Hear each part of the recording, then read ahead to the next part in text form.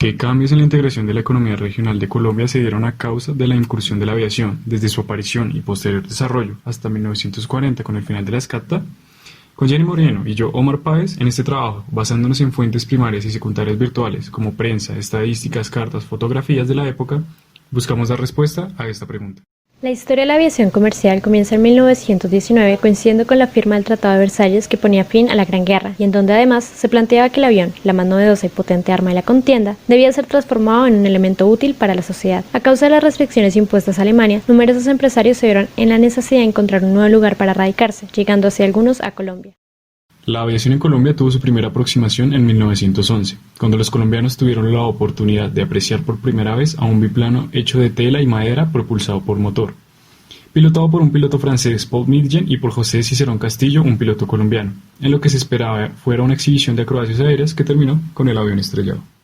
Hasta 1919 se formalizó la primera empresa de transporte de mercancía, correo y pasajeros por vía aérea en el país, la Compañía de Navegación Aérea, que cerraría poco después, y a finales del año surgiría la Sociedad Colombo-Alemana de Transportes Aéreos, SCATA, quien sería la segunda de su tipo en el mundo, marcando un antes y un después en la forma en la que el país se conectaba al interior y exterior.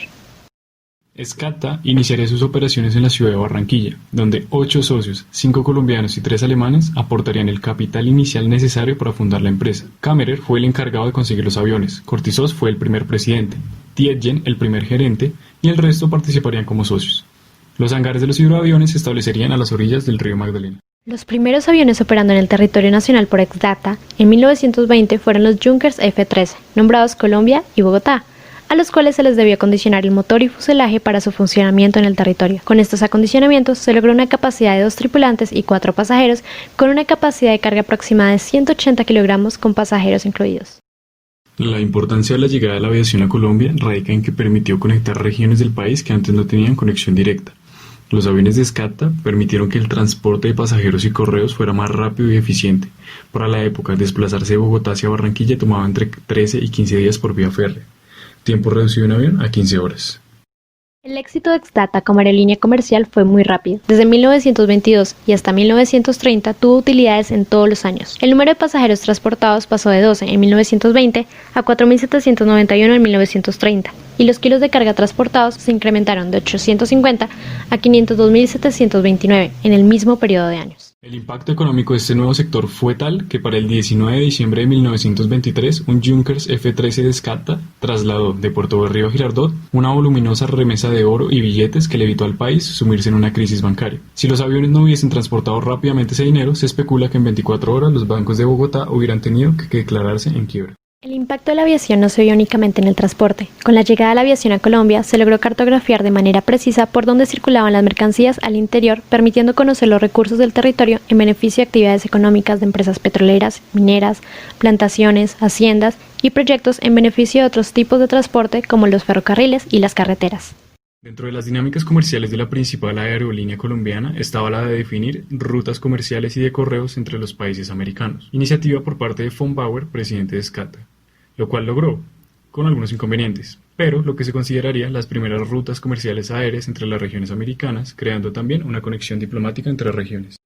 El primer vuelo que conectó Latinoamérica con Estados Unidos se realizó en 1925 con el fin de establecer un servicio aéreo con este último. La travesía llevó el vuelo por Centroamérica, Cuba y Miami, y se recorrieron un total de 3.750 kilómetros en un mes. Al final, las discusiones con la Dirección de Correos de Estados Unidos fueron infructuosas, pero el viaje fue un hito en la aviación comercial.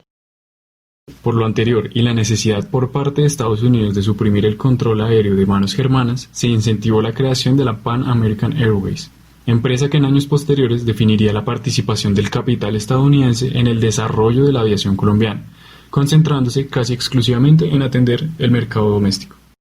Un saco de café que se exportaba en 1928 por 33.15 pesos, en 1933 se redujo a 14.81 pesos, cuando la cantidad de sacos de café exportados aumentó en 667.258 unidades. Esto obliga a von Bauer de la empresa SCATA a ceder más de la mitad de las acciones a Pan American en 1929. La intervención estadounidense en territorios latinoamericanos con el fin de suprimir el control alemán y evitar una posible invasión ocasionaría que se intentaran nacionalizar las aerolíneas del país, donde al inyectarse grandes cantidades de capital, en 1939 se fusionan dos de las aerolíneas más importantes del país, SCATA y SACO, Servicio Aéreo Colombiano, dando origen a Aerovías Nacionales de Colombia, Avianca. Con la creación de Avianca, se importaron los modelos que cambiarían rotundamente el transporte aéreo en el país, volviendo rentables las aerolíneas. El Douglas DC-3 marcaría un nuevo punto de partida, conectando regiones del país con las que antes no se tenía enlace directo, abriendo la posibilidad de nuevas rutas hacia los llanos orientales y la Amazonía colombiana. Con la información anterior y la revisión bibliográfica, concluimos que la aviación permitió una mejor integración entre las regiones del país, incluso en mayor medida que el barco y el ferrocarril. Ese sector fue influyente en el crecimiento de diversos sectores de la economía nacional, reduciendo tiempos de transporte y agilizando la forma en la que la información llegaba a lo largo de la región. Todo esto junto con un impulso al comercio.